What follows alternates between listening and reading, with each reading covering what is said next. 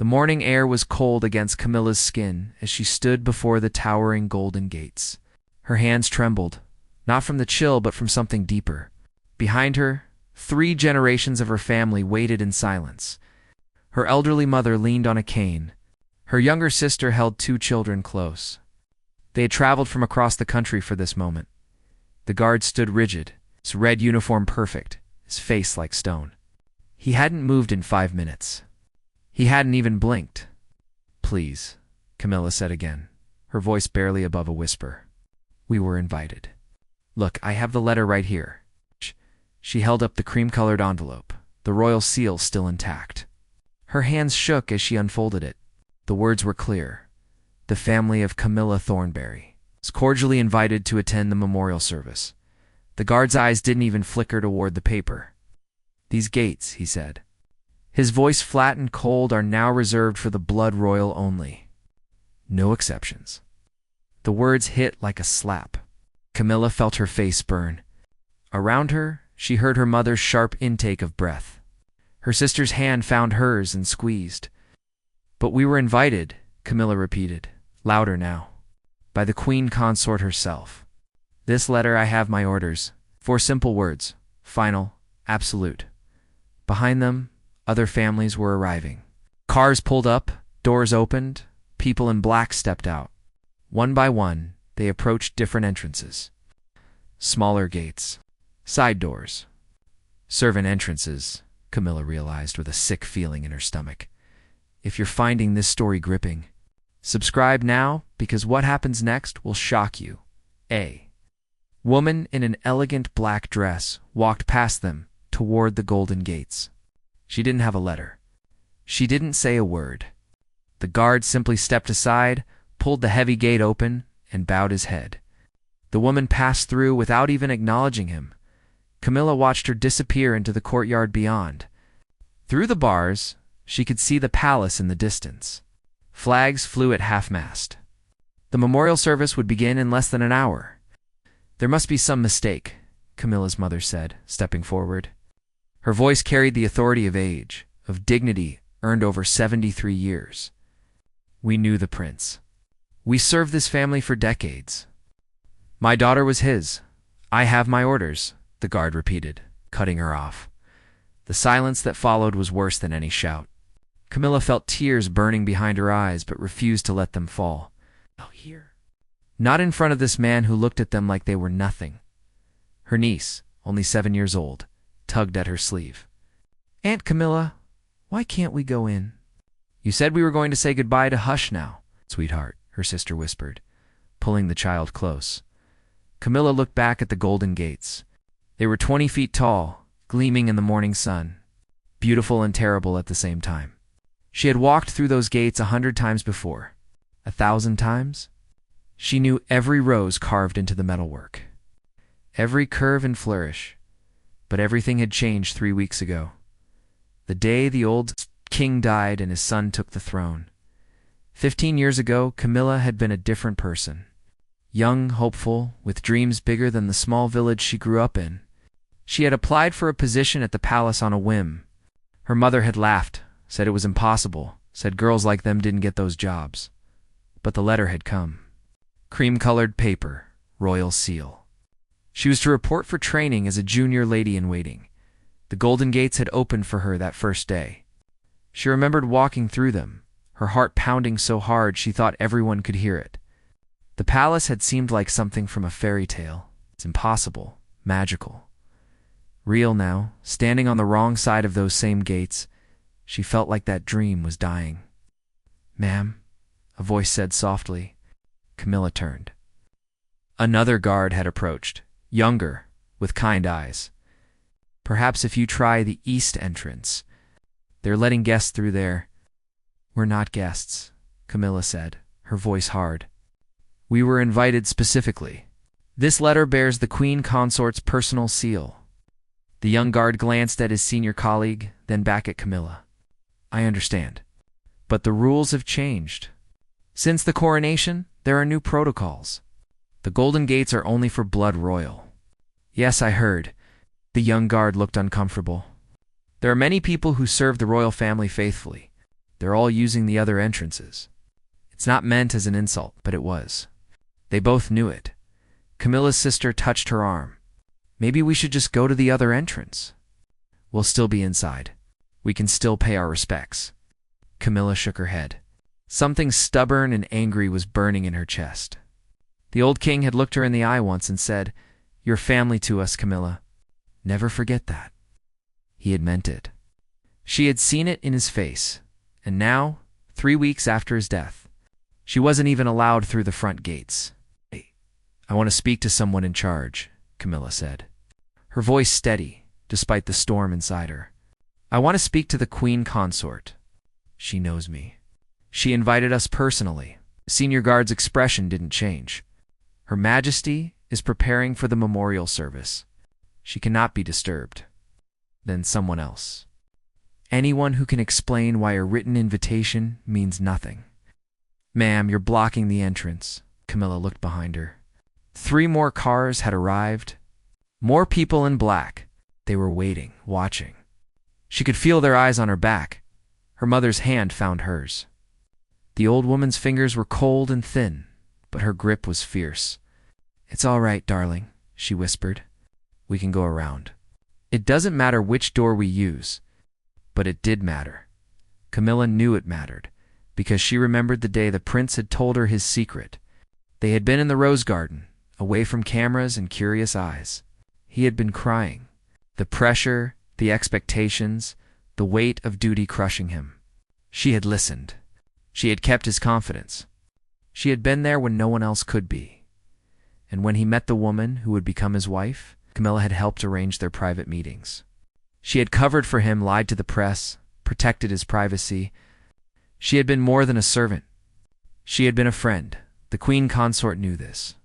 She had thanked Camilla personally, had promised she would never be forgotten. So why did this guard have orders to keep her out? "Something's wrong," Camilla said quietly. Her sister looked at her sharply. "What do you mean?" "The queen consort wouldn't do this. She wouldn't invite us and then have us turned away. Someone else gave these orders." The young guard shifted uncomfortably. Camilla caught his eye. "Who ordered this?" She asked him directly. "Who said we couldn't enter through the golden gates?" He hesitated. She saw the conflict in his face. He answered her. Camilla's mother said, her voice sharp with authority.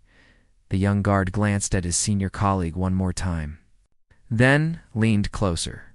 "The king's new private secretary," he whispered. "Lord Ashford. He issued new protocols yesterday, very specific about who could use which entrances." Camilla's blood ran cold. Lord Ashford. She knew that name. She knew exactly who he was and what he wanted.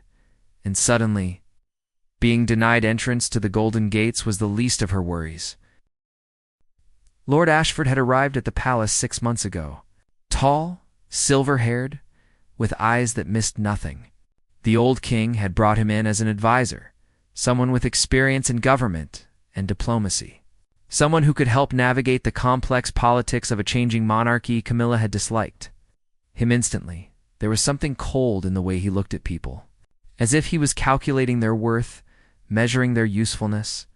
He smiled often, but had never reached his eyes. She had seen him watching her once during a state dinner. She had been standing near the queen consort, waiting in case she was needed. Lord Ashford had been across the room, but she felt his gaze like ice on her skin. When she looked up, he raised his glass to her in a mock toast. The gesture had felt like a threat. 2 weeks later, he'd approached her in a corridor. The palace was quiet, most of the staff gone for the evening. Camilla had been carrying documents to the queen consort's office. "Miss Thornberry," he had said, his voice smooth as silk. "A word?" She had stopped, wary. "I'm rather busy, Lord Ashford. This will only take a moment." He stepped closer, too close. "I've been reviewing the palace staff records. Quite thorough, really. Backgrounds, family connections, years of service. Is there a problem with my record?" His smile widened. "Not at all. In fact, your record is remarkably clean. Almost suspiciously so, for someone who's been so close to the royal family for 15 years. Camilla's heart had begun to race. I don't understand what you're implying, don't you? He tilted his head. You've had unprecedented access to the prince. Private conversations, personal errands, trusted with delicate matters. One might wonder what secrets you've accumulated over the years. I'm loyal to this family, Camilla said, her voice firm despite her fear. I would never betray their trust. Of course not. But loyalty can be tested, especially when circumstances change. When new leadership requires new allegiances, she had wanted to walk away, but something in his tone held her frozen. The old king is dying, Lord Ashford continued casually, as if discussing the weather. Within months, possibly weeks.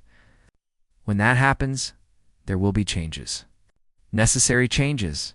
People who serve the old regime will need to adapt or step aside. The prince values the people who've been loyal to his father. The prince, Lord Ashford said slowly, will be king. And kings need advisors who understand the modern world, who can make difficult decisions without the burden of sentimentality. He reached out and touched the documents she was carrying. You should consider your position carefully, Miss Thornberry. The new reign will have no place for those who cling to the past. That had been 3 months ago. Now, standing before the Golden Gates, Camilla understood. This wasn't about protocol or tradition. This was Lord Ashford's way of sending a message. She was no longer welcome. We need to leave, she said quietly to her family. Her sister frowned. What? No, we came all this way. We need to leave right now. Something in her tone made them all go quiet. Her mother looked at her with sharp, knowing eyes. The old woman had lived through enough to recognize danger when she saw it. What's happened? Her mother asked softly. Before Camilla could answer, a black car pulled up behind them. The door opened, and a man in a dark suit stepped out. He was young, efficient-looking, with a phone pressed to his ear. When he saw Camilla, he ended the call immediately. Miss Thornberry. Camilla's stomach dropped. Yes. I'm from the Palace Security Office. I need you to come with me, please. Why? What's this about? There are some questions about your invitation. It's just a formality, but it needs to be sorted before you can enter the grounds. Her sister stepped forward. She has a letter from the Queen Consort herself. What questions could there possibly be? The man's expression didn't change. If you'll come with me, we can discuss this privately. Camilla looked back at the Golden Gates. The senior guard was watching her with those same cold, empty eyes. The young guard had disappeared. This was a trap. She didn't know what kind yet, but every instinct screamed at her to run. My family needs to get inside, Camilla said, keeping her voice level. The service is about to start. I'll go with you, but they should be allowed to enter. I'm afraid that won't be possible. The invitation was issued in your name. If there's a question about your clearance, your family's clearance is also in question. That's ridiculous, her sister snapped. We're here to mourn the king. This is a memorial service, not a security checkpoint. The man's jaw tightened. Ma'am, I'm trying to resolve this quietly. If you'd prefer, I can call additional security and we can handle this more formally. More cars were arriving. More people watching. Camilla could feel the situation spiraling out of control. Her mother squeezed her hand one more time, then let go. Go with him, the old woman said quietly. Find out what this is really about. We'll wait, no, Camilla said. You should all go home. We're not leaving you. Camilla looked at her mother, then at her sister, and the children. She thought about Lord Ashford and his cold smile. She thought about secrets and loyalty and the price of both, and she made a decision that would change everything. I'll go with you, Camilla said to the man in the dark suit. But I want my family escorted safely back to their car first. And I want assurance they won't be followed or harassed. The man blinked, surprised by her directness. Ma'am, no one is harassing. Do I have your assurance or not? A moment of silence stretched between them. Finally, he nodded. You have my word. Your family will be free to leave. Camilla turned to her mother. The old woman's eyes were filled with worry, but also something else. Pride, perhaps. Or maybe just love, call Robert, Camilla said quietly, referring to their family lawyer. Tell him where I am and what's happening. And if you don't hear from me within 2 hours, call the newspapers. Her sister gasped. Camilla, what are you talking about? What's going on? Just do as I say, please. She kissed her mother's cheek, hugged her sister and the children, and then walked toward the waiting car. The man in the suit held the door open.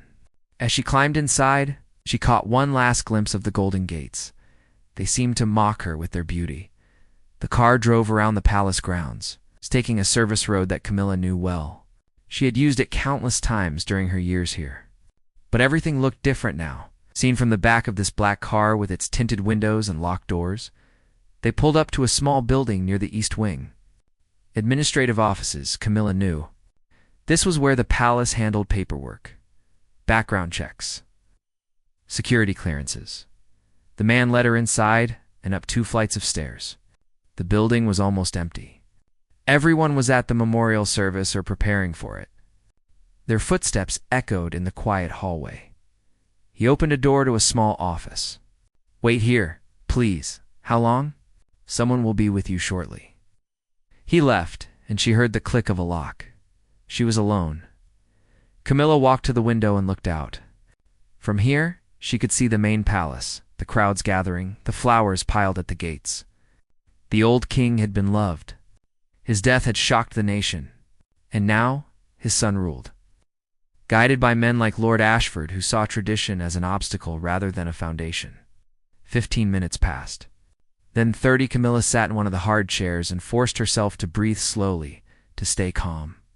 This was intimidation, nothing more. They wanted her frightened, off balance, willing to cooperate. But cooperate with what?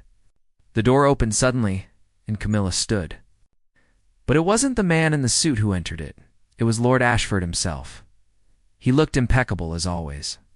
Black suit, perfectly knotted tie, his silver hair combed back from a face that could have been carved from marble. He closed the door behind him with a soft click.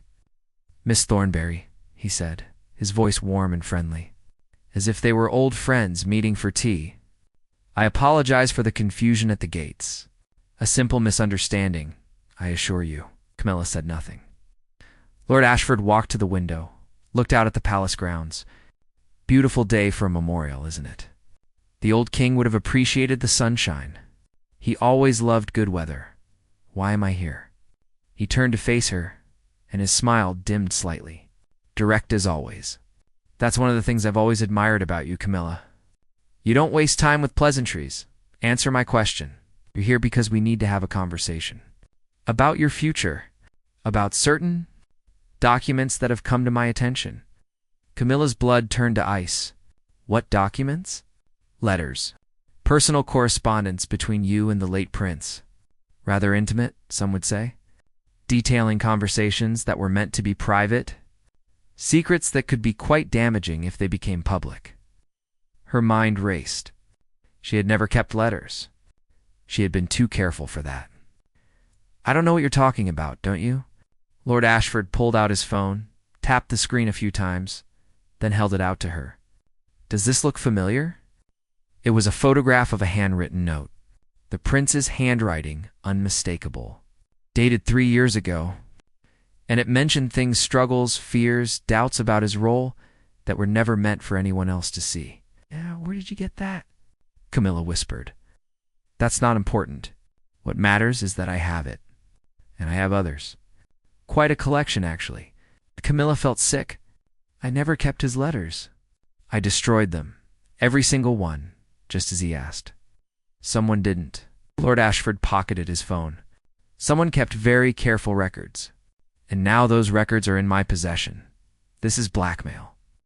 This is reality, Miss Thornberry. The new king cannot have his father's indiscretions exposed. The monarchy is fragile enough as it is. Public opinion is changing.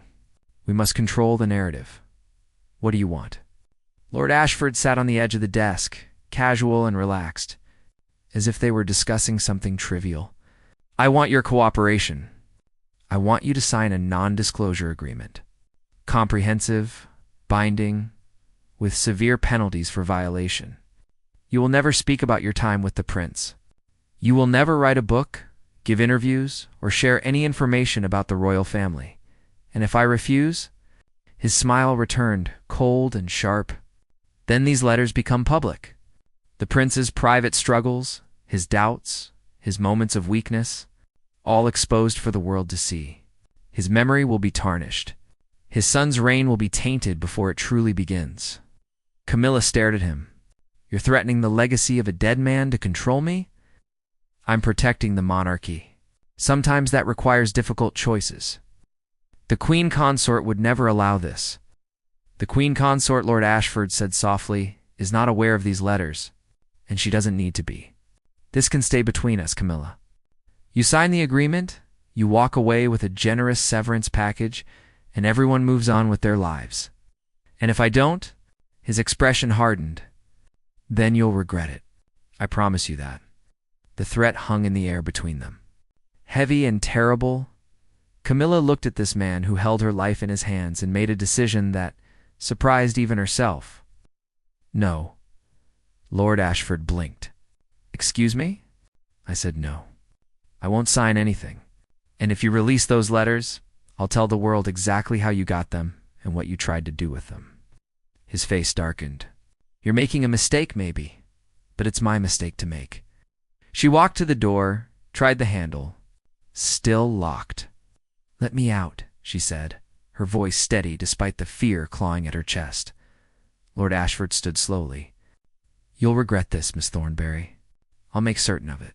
I'll regret it with my dignity intact. They stared at each other for a long moment.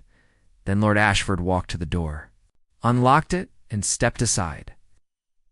Leave the palace grounds immediately, he said coldly.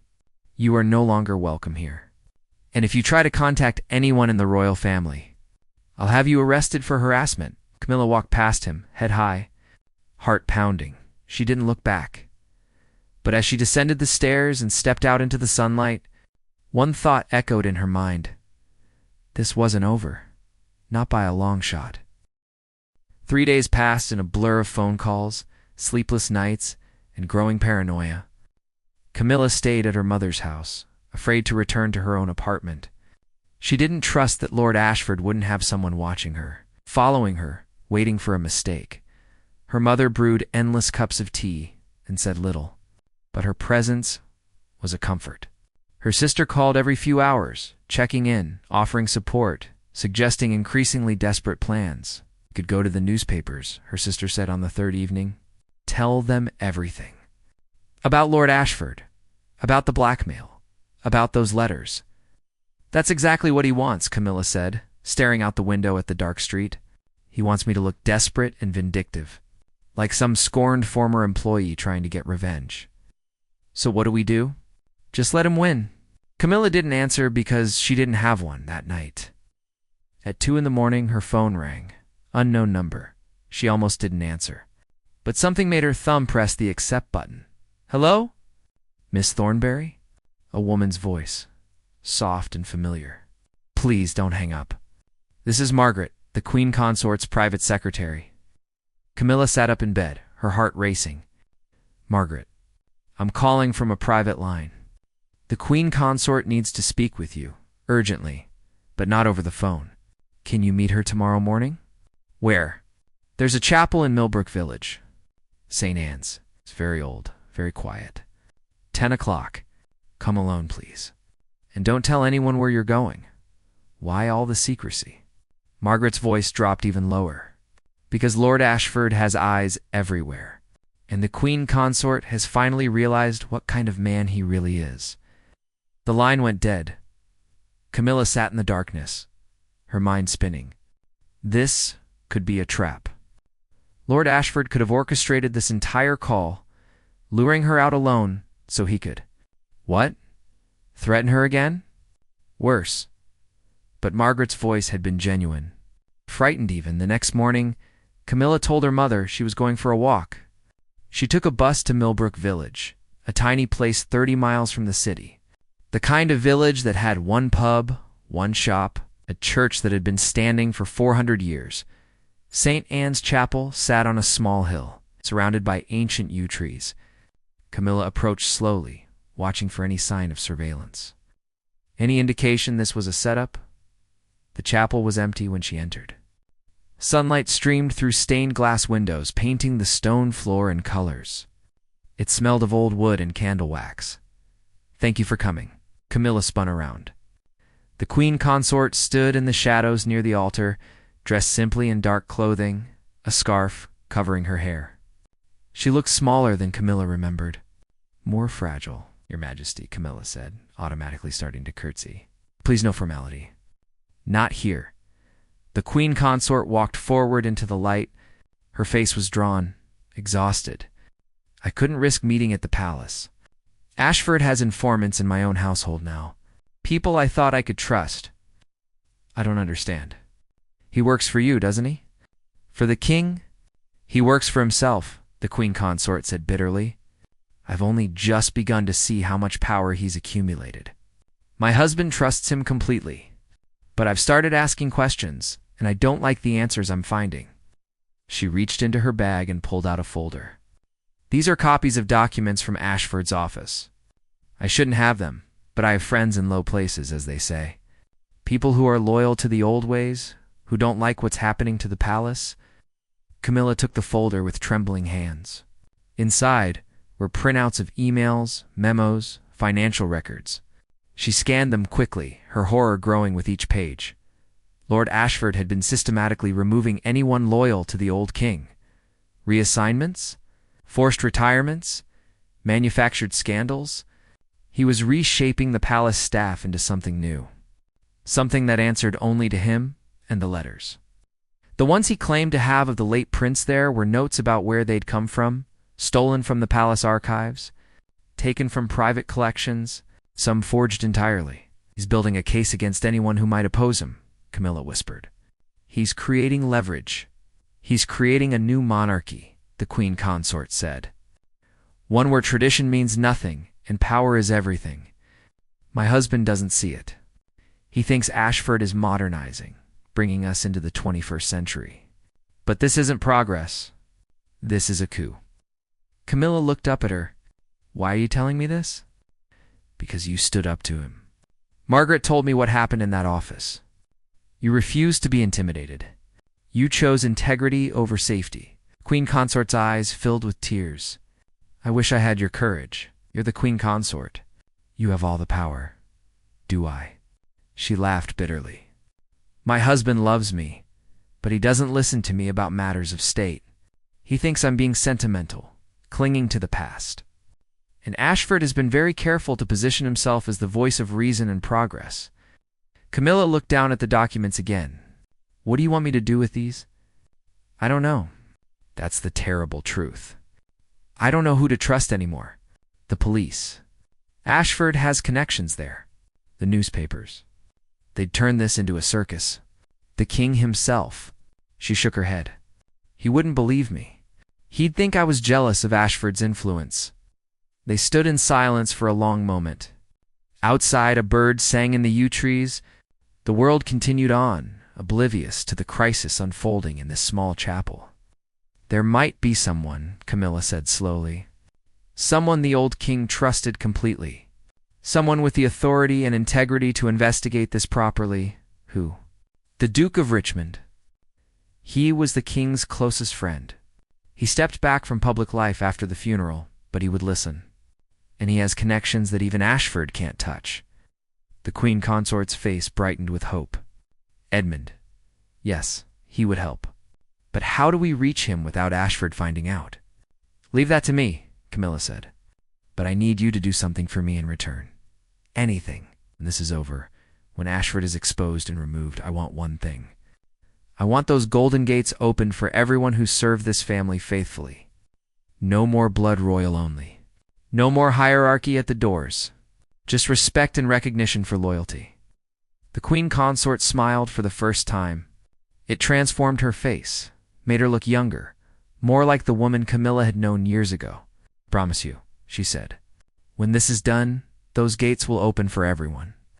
They parted ways carefully, leaving at different times, taking different routes. Camilla clutched the folder to her chest like it was made of gold. She had evidence now. She had an ally. And she had a plan.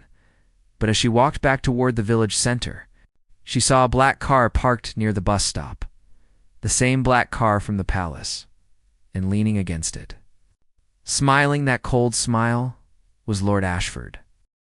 Camilla's feet stopped moving. Every instinct screamed at her to run, but there was nowhere to go. The village was tiny, isolated, and Ashford was between her and the only bus stop. "Beautiful morning for a walk," Ashford said, pushing off from the car. He gestured to the chapel on the hill. "And what a charming little church. Very private, very quiet, perfect for secret meetings." Camilla's grip tightened on the folder. "I don't know what you're talking about. Please, Miss Thornberry. Let's not insult each other's intelligence." He walked toward her slowly, hands in his pockets, completely relaxed.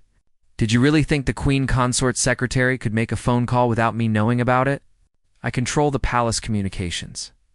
All of them." The world tilted beneath Camilla's feet. "You knew. You let this happen, facilitated it. There's a difference." He stopped a few feet away, his eyes dropping to the folder in her hands. "And now you have copies of documents that were stolen from my office? Documents you have no legal right to possess. That's quite serious, you know. Industrial espionage, theft, possibly even treason, depending on how we frame it. These documents prove what you've been doing. The manipulation, the coercion, the systematic purge of loyal staff. Those documents prove nothing except that I've been doing my job. Modernizing an outdated institution, making difficult but necessary decisions." He smiled. "And even if they did prove something, who would you show them to?" "The police. I have friends there. The newspapers. They'd love the scandal, but they'd also destroy you in the process. The public doesn't love whistleblowers, Camilla. They love stability, continuity, and I represent both." The Duke of Richmond would listen. Ashford's smile widened. "Ah, yes, Edmund, the old king's loyal friend. Retired, grieving, with no official power whatsoever. He might listen. Yes. He might even believe you. But what could he do? Write a strongly worded letter." Camilla felt her last hope crumbling. He had thought of everything. "Give me the folder," Ashford said, holding out his hand, "and we can all walk away from this. The Queen Consort will go back to her duties. You'll disappear quietly with that severance package I mentioned. And the monarchy will continue without any embarrassing scandals. And if I refuse," his expression hardened, "then I'll have you arrested right here, right now. That car isn't empty, Camilla. I have 2 police officers inside waiting for my signal. They have a warrant for your arrest on theft charges. The documents in your hands are all the evidence they need." Camilla looked at the car. She could see figures inside now, dark silhouettes behind tinted glass. She was trapped. She had lost. But then something strange.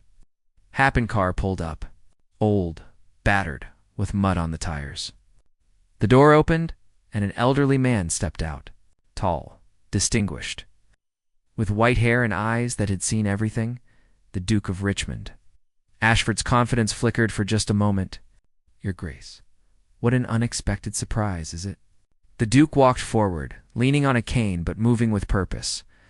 "I received a rather interesting phone call this morning, from someone I trust implicitly, someone who suggested I might want to take a drive to this particular village at this particular time." He stopped next to Camilla, and she felt the power of his presence like a shield. "The Queen Consort," Ashford said. "How resourceful. She's worried about you, Lord Ashford. About the influence you're wielding. About the changes you're implementing without proper oversight." The Duke glanced at the folder in Camilla's hands. "And now I see she had good reason to worry. Those documents are stolen property, are they? Or are they evidence of crimes committed under the guise of administrative efficiency?" The Duke's voice was soft, but carried absolute authority. "I may be retired from public service, Lord Ashford, but I still have friends. In government, in law enforcement, in the media. And they tend to take my concerns very seriously." Ashford's jaw tightened. "You're bluffing." "Am I?" The Duke pulled out his own phone. "Shall we find out? I can have investigators at the palace within the hour. Full audit of your activities, your communications, your financial dealings. Everything examined under a microscope. Is that really what you want?" Silence stretched between them. Camilla could hear her own heartbeat, could feel the weight of this moment pressing down on all of them. Finally, Ashford laughed, but it was a cold, defeated sound. "You've won this round," he said. "But this isn't over." "Yes," the Duke said quietly. "It is. Because by tomorrow morning, you'll have submitted your resignation. Personal reasons. The stress of modernization. Whatever story you want to tell. But you'll be gone. And if you ever attempt to return to the palace or contact anyone in the royal family, or interfere with Miss Thornbury or the Queen Consort in any way, those documents will become very public very quickly." Ashford looked at Camilla with pure hatred in his eyes. "You'll regret making an enemy of me." "I already regretted letting you go unchallenged," Camilla said. "This is an improvement." He turned and walked back to his car. The door slammed. The engine roared to life, and within seconds, he was gone. Camilla's legs gave out. The Duke caught her arm, steadied her. "Easy now. You're safe. How did you know to come?" "Margaret called me last night." "After she called you?" "She was worried about sending you into potential danger alone. So we made contingency plans." He smiled. "The Queen Consort is more cunning than anyone gives her credit for." Camilla looked down at the folder in her shaking hands. "What do we do with these?" "We keep them safe, as insurance, and we use them to clean house. Quietly, carefully, but thoroughly. Ashford won't be the only one who needs to leave." 3 weeks later, Camilla stood once again before the Golden Gates. But this time was different. This time they stood open. The Queen Consort herself had ordered it. A new policy, she'd announced. A return to tradition. The Golden Gates would open for all who had served the crown faithfully, regardless of title or bloodline. The senior guard who had turned Camilla away was gone. Reassigned, she'd heard. The young guard with kind eyes stood in his place, and when he saw her, he smiled and bowed his head. "Welcome back, Miss Thornbury." She walked through those gates with her head high. Her mother walked beside her, and her sister, and the children. Other families followed. People who had served the palace for decades, who had been pushed aside and forgotten. The palace rose before them, beautiful in the morning light. And standing on the steps, waiting, was the Queen Consort. She descended to meet them, and when she reached Camilla, she took her hands. "Thank you," the Queen Consort said quietly. "For your courage, for standing up when it mattered most. I only did what was right. That's more rare than you might think." She glanced back at the Golden Gates. "They'll stay open now. I promise you that. For everyone who deserves to walk through them." Camilla looked back one last time at those towering gates, gleaming in the sun. They had been a barrier, a symbol of exclusion and hierarchy. Now they were something else. Entirely a doorway, an invitation, a promise that loyalty and service still meant something. In a changing world, she walked into the palace with her family beside her. Through halls she had once known so well, toward a future that suddenly seemed brighter than it had in weeks. The Golden Gates remained, open behind her, and they would stay that way.